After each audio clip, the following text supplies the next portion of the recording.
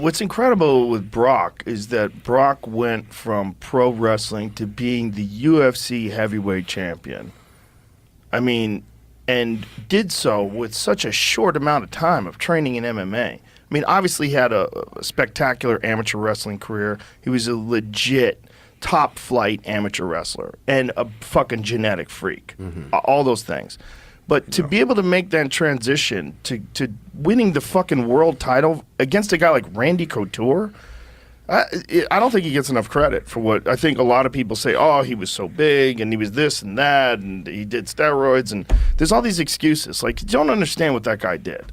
Like, what that guy did is nothing short of insanity. Like, no one's ever done that before. No one's ever gone from, I mean, the way he did it too, and to fucking to get in there and beat a guy like Randy, who's, you know, one of the best of all time. Like, Randy was a real pioneer, and Randy was still really at the top of his game back then.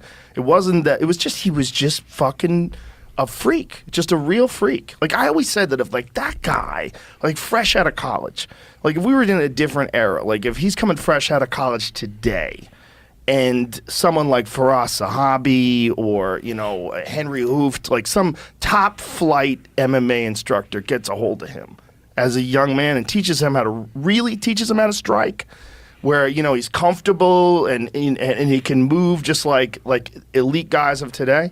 Fuck.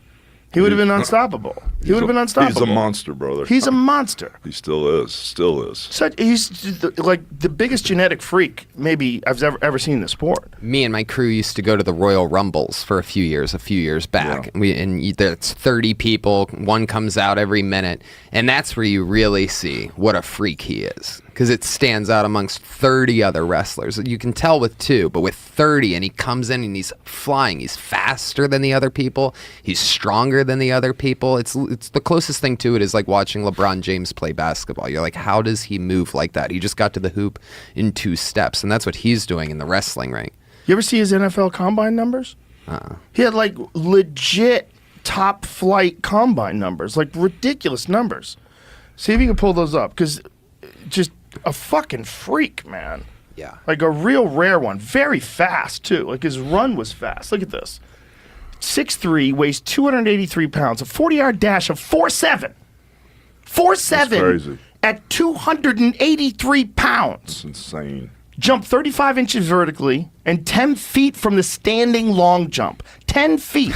He's hurling he's hurling almost 300 pounds, 10 feet. He can bench 225 pounds for 30 reps. 225 for 30 fucking reps. That's crazy. Dude. Oh, look, it's me, astounded. I've been astounded multiple times by that guy. That's crazy. There's a few guys that I say, he like, can still go, brother. Yeah, I'm sure he can still go. Well, there was talk about him fighting again in the UFC just fairly recently, like a few years ago. You know, I mean, I'm sure in the back of his head, he still wants to stomp some people, you know? He's intense, brother. I mean, last time I was around him, I was in Saudi Arabia with him. You know, he's real intense. You know, he hasn't changed a bit. I mean, the guy went from, he goes and fights Frank Mir, who's a former UFC heavyweight champion, you know, like right into the top of the food chain, gets leg locked, comes back and beats Frank Mir in the rematch, just beats the shit out of him. I mean, he was the real deal, man. And a lot of people don't give him enough credit. And then there was the problem with the diverticulitis, so he had to get a long section of his intestine removed, I believe. I believe it was in his intestine. Well, he eats everything that he hunts. That's the deal. Yeah. You know, so he's always out hunting stuff. I don't know how you get diverticulitis. Anthony Bourdain told me it's a real mystery because you could actually get it from a seed. Like a seed could get stuck. He goes, it's not just like people say, oh, he ate too much meat. That's not necessarily the case. He said there's a lot of things that could have happened. But either way, so he has that, and then he comes back and fights Alistair during the Juicy Juice days when Alistair was on everything known to man. Yeah. Wow. I think he just got kicked in that spot, right? Exactly. Is that what happened? By a K1 Grand Prix champion. Like, Alistair Overeem was the elite of the elite for kickboxing, and he was saucy.